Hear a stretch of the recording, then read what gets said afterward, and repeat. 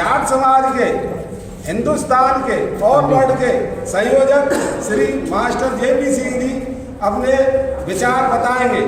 J P. Singh ji. बहुत बहुत धन्यवाद गुरु जी। दरअसल क्या है कि वीर शिरोमणि महाराजा सूरजमल जिन्होंने 80 दृढ़ और देश हित और धर्म हित के लिए अपने प्राणों की आहुति दी।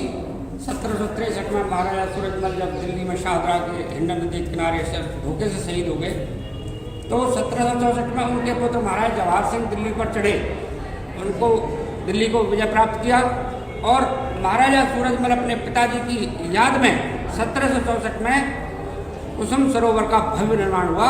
मैं आपको बताता हूँ आपके माध्यम से कि कुसुम सरोवर यहाँ से लेकर मानसी गंगा के तटों तक जितनी भी समाधियाँ और जितनी भी छतरियाँ बनी हुई हैं वो सब वीर शिरोमणि महाराजा सूरज के प्रताप की हैं। यदि कोई कब्जा करने की कुदृष्टि डालता है तो उसके खिलाफ सख्त कार्रवाई होगी।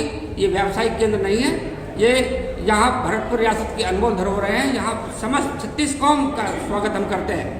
महाराजा सूरजमल 36 कौम के थे, अकेले जाटों के नहीं, वो सभी धर्मों को मानते थे।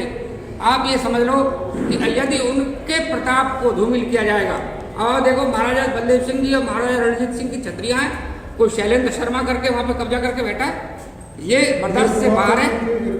पुरातत्व ने ही उसको बढ़ावा दिया है। पुरातत्व अगर बढ़ावा देता है तो ये और गलत है, बहुत निंदनीय है। पुरातत्व विभाग, अरे आप देखो पुरातत्व विभाग अगर किसी को घुसा देगा। मैं लखनऊ गया, 10 दिन संघर्ष किया मैंने, वहाँ से मैं लिखवा के लाया लेटर कि किसी तरह का अतिक्रमण यहाँ बर्दाश्त नहीं होगा। महाराजा जवाहर सिंह जी जिन्होंने देखिए बनवाया था, उनका सिर्फ चबूतरा मात्र है।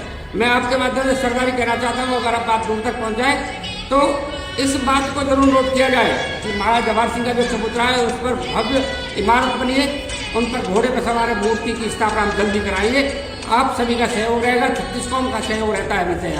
हम देखो, मैं दिल्ली से आता हूँ, समस्त सरकार यहाँ इकट्ठी होती है, एक आवाज़ में हजारों लाखों लोग इकट्ठे हो सकते हैं। आपसे यही निवेदन है कि इन धरोहरों को बचाओ।